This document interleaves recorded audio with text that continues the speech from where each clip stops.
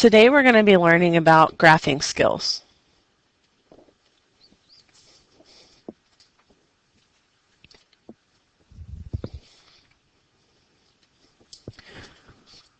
We start with a data table,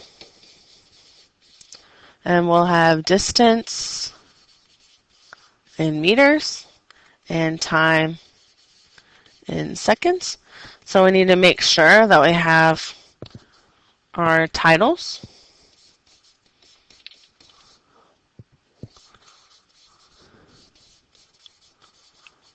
And we have our units at the top. So then we can just fill in our data as we go. But see here, the way that we drew it is actually incorrect. You do not need to also have the units there as well. So let's say this is our data here. We have distance on the y-axis and time on the x-axis.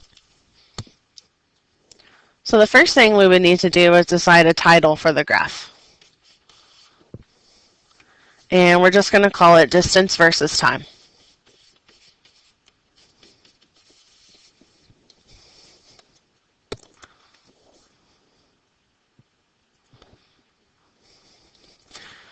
Secondly, we will label our axes.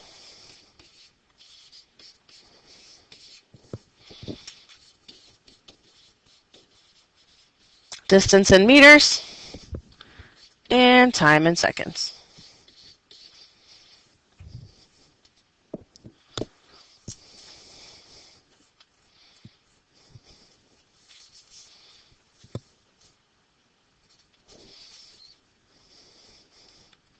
Thirdly, we'll need to decide a scale for our axes.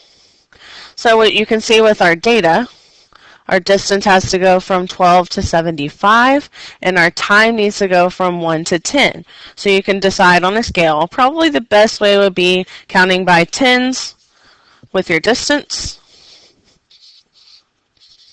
And notice that each gradation counts the same. In other words, if one box counts 10, the next box counts 10 more. And our time, we can just count by ones. I didn't leave much room there, but we can deal with it.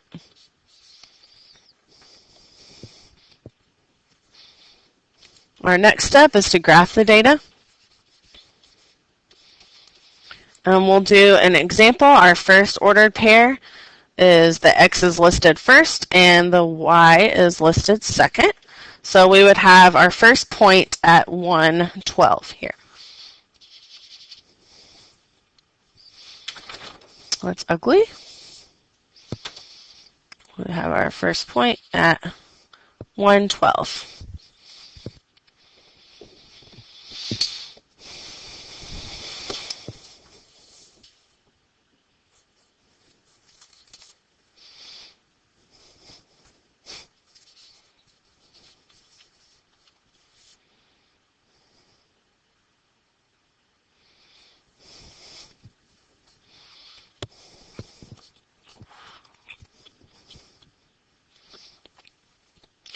So after we have plotted all of our points, now we draw the best fit line. There's a couple of things to denote about the best fit line.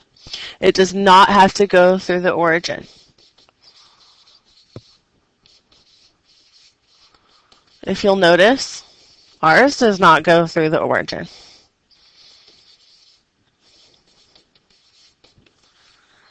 It has to fit the data. Another thing to denote is that it fits the average of our data.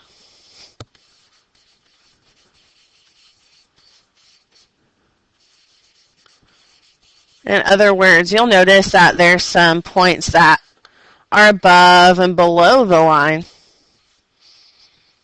So at this point, we can actually ignore the rest of the data. It's pretty much understood that Thirdly, we have a straight line, and you'll use a ruler. Fourthly, as I just mentioned, we're going to ignore the data points and just focus on our straight line at this point. And lastly, if we're doing any sort of analysis, you would find the slope, which I'm sure you would remember from your other classes. To find the slope, you would do rise divided by run, or y2 minus y1 divided by x2 minus x1.